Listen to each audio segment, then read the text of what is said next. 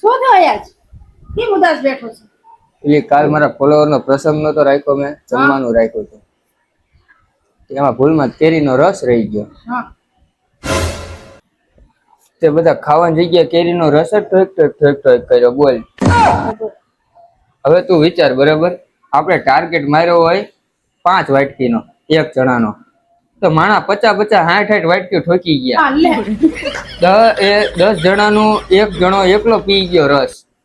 તો ભાઈ નુકસાન થાય. શું નુકસાન થાય? મારા બેટા બધા રસ ટોક કરો, શાક રોટલા મારે વૈધા, છાશ વૈધી, બુંદી ગાંઠિયા વૈધા, અને રસ વહી ગયો. અને પછી ગુડી મારે પર્સનલ લોન લેવી પડી. બોલ, લોન લીધી મેં 30,000 ની બીજી, અને એમાં પાછો રસ પીવડાવ્યો બધા, તો પાછા ઠોકી ગયા બધા.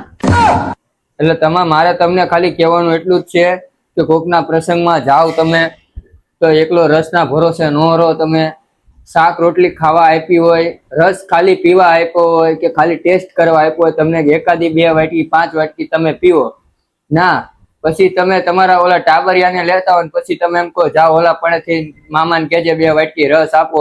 પછી તમે ઘડિયા વડિયા મંગાઈ કરો, તો પછી અમે દેણામાં ઉતરી જાવી. અમે પછી કોન્ટેન્ટ ક્રિએટર નો રેવી, આપણે પછી દેણા હેઠા વયા જઈએ. આયા ફેટ અમે હેઠે ધૂળમાં બેસી જઈએ.